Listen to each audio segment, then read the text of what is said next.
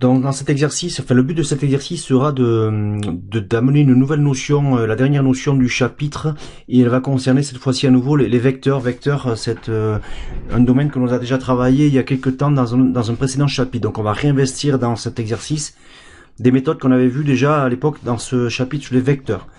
Alors de quoi il s'agit? Vous avez ici 4 points qui sont présentés, alors 3 points qui sont donnés par leurs coordonnées A, B et C. Les 3 points, on les a ici dans le repère orthonormé qui est proposé. Et un quatrième point, le point P, qui est le milieu du segment AB. Donc le milieu du segment AB, je l'ai placé également.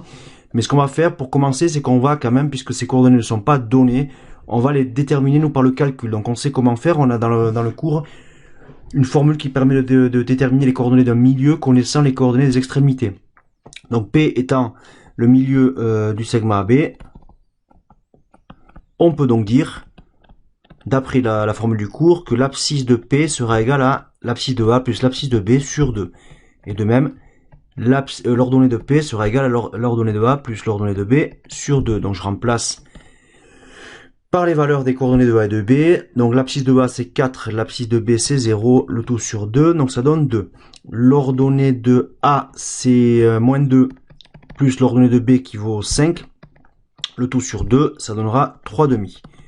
Donc conclusion, le point P a pour coordonnées exactes 2 et 3,5. Donc voilà pour les coordonnées du quatrième point. Donc maintenant, ce qu'on va faire, c'est qu'on va regarder la question suivante. Et dans la question suivante, on vous définit deux nouveaux points par deux relations vectorielles, le point Q et le point R. Et l'objectif de la question A, c'est d'arriver à déterminer les coordonnées par le calcul des points Q et R. Alors c'est une méthode qu'on a déjà appliquée dans le chapitre sur les vecteurs. Donc ici, l'objectif de cette vidéo, ça va être de rappeler comment on s'y prenait pour obtenir les coordonnées de ces points. Donc on va faire ça pour le point Q. Et vous pourrez continuer l'exercice en continuant en appliquant la même méthode pour le point R. Alors comment on faisait? On réécrivait, on partait donc de la relation vectorielle donnée, donc c'est-à-dire ici 4BQ moins CQ égale vecteur nul. Et ce qu'on faisait, c'est qu'on réécrivait cette relation à l'identique, sauf que on utilisait les coordonnées des vecteurs au lieu des vecteurs eux-mêmes. Donc en fait, on disait que dire qu'on effectue 4 fois le vecteur BQ, ça revient à dire qu'on prend 4 fois les coordonnées du vecteur BQ. Donc on va écrire une ligne portant sur les abscisses et une ligne portant sur les ordonnées. Dans le vecteur BQ, on avait vu aussi une formule qui permettait d'obtenir les coordonnées d'un vecteur connaissant les coordonnées des extrémités. Donc le vecteur BQ, ses coordonnées, c'est XQ moins XB. Donc 4 fois XQ moins XB et 4 fois YQ moins YB. Si je continue l'écriture de la relation vectorielle, j'ai moins le vecteur CQ. Donc de même, on va écrire moins les coordonnées du vecteur CQ, donc des X en premier en haut, donc ça donne XQ moins XC, et en bas les ordonnées, YQ moins YC. Et donc ces deux expressions sont égales aux coordonnées du vecteur nul, c'est-à-dire 0 et 0. Donc voilà comment on s'y prenait. À partir d'une égalité vectorielle, on écrivait deux égalités portant sur les coordonnées des vecteurs. Et du coup maintenant, il n'y a plus qu'à remplacer dans chacune des équations. On a des équations parce qu'en fait ici on a un point connu, c'est le point Q. Donc on a deux équations, l'une qui a pour inconnu XQ et l'autre qui a pour inconnu YQ. Donc on va remplacer dans ces équations les valeurs connues, c'est-à-dire les coordonnées de B et de C. Donc XQ moins XB, ça va devenir XQ moins 0, moins XQ moins XC, alors XC c'est moins 6, donc moins 6 ça devient plus 6, égale 0.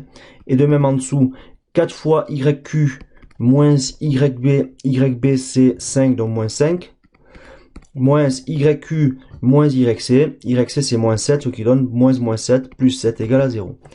Donc je vais poursuivre la résolution des deux équations.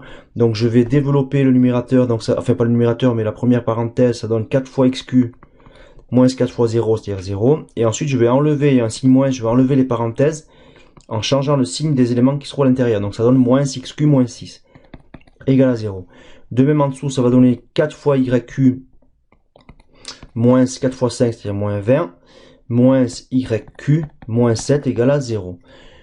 Du coup, dans la première équation, il me reste 3XQ égale, donc je vais passer de l'autre côté, le moins 6, ça donne plus 6. De même, il va me rester dans la seconde 3YQ égale moins 20 et moins 7 de l'autre côté, ça va devenir 27. Et du coup, j'ai plus qu'à obtenir XQ, YQ en divisant par 3. Donc XQ c'est 6 sur 3, donc 2. YQ c'est 27 sur 3, c'est-à-dire 9.